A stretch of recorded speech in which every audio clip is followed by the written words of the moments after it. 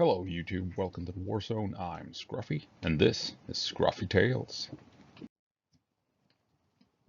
It's the middle of vacation, and you might hear some wind in the background, but fuck it, I'll do a video anyway. And the reason is, well, finally, the F-16s have arrived.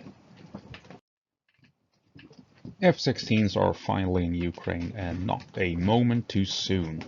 But out of the 90 or so promised, many will be used for spare parts to keep at least half of the numbers airborne.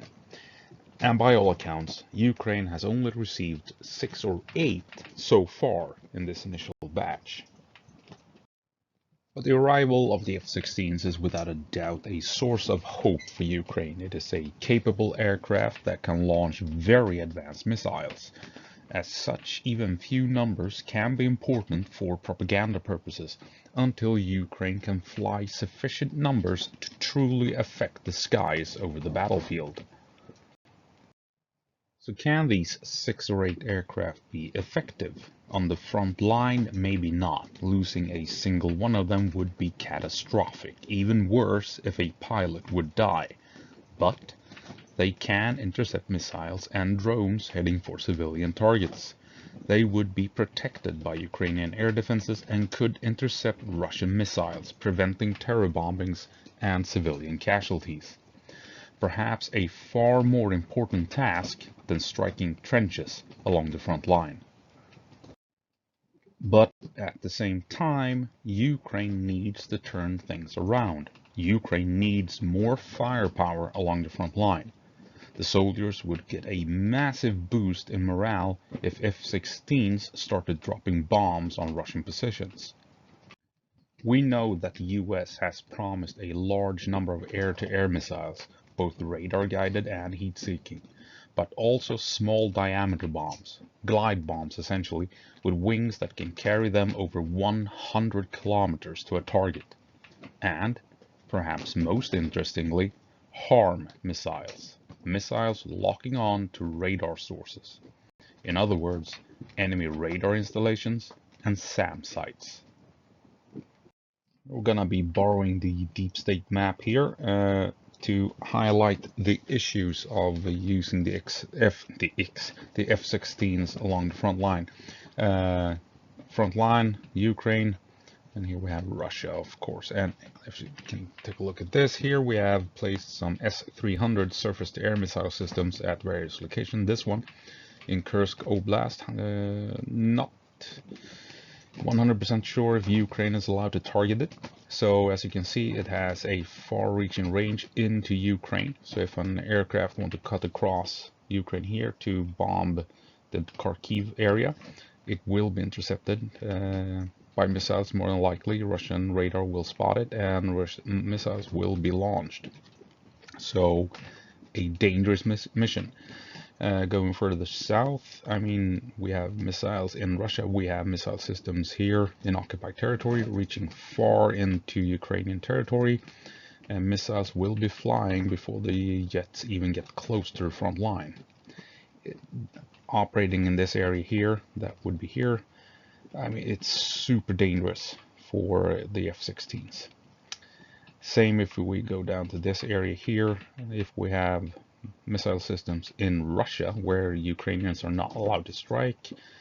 I mean, they will reach far into Ukraine, capable of firing at these F-16s as they come in. And this is just one missile system. I mean, there's going to be hundreds of other systems spread out all over the area here, the entire area along the front line.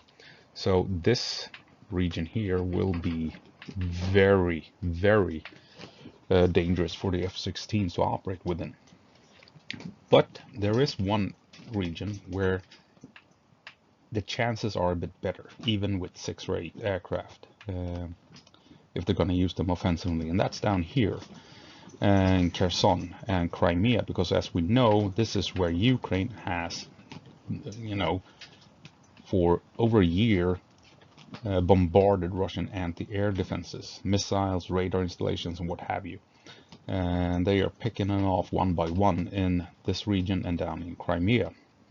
So if, and that's a big if, these aircraft will be used offensively, my guess it would be down here, because this is where they have the most chance of launching their missiles and getting back to base with pilots still alive. They could come down here from, probably be stationed around Lviv, fly over here, drop the bombs, drop the missiles, whatever it is, at targets along the river or further back, turn around and get back. They could even possibly get out at sea and launch missiles at Crimea, potentially, since the Russian fleet is not operating in this area at all.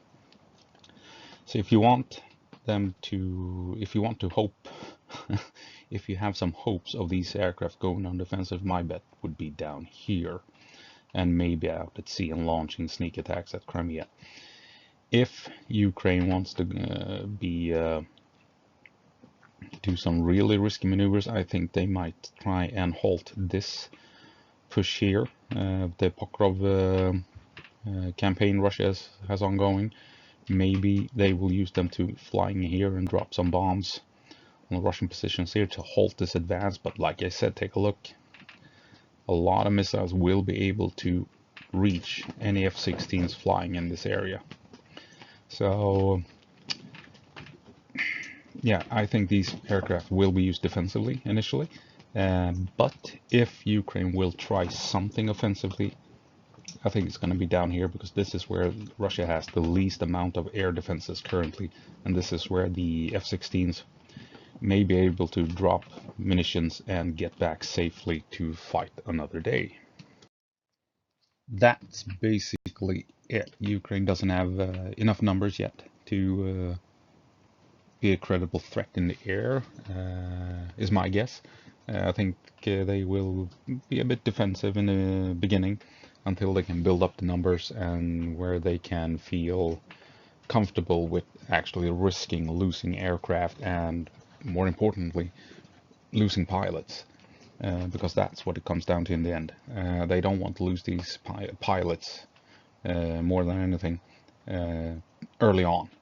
So I think they will play it safe in the beginning, maybe do some attacks in the far south at Kherson, because that is where the pilots have the best chance of succeeding with the missions and returning to base to fly again. So we'll see what happens, but hopefully the F-16s will put a stop to Russian terror bombings of civilian targets.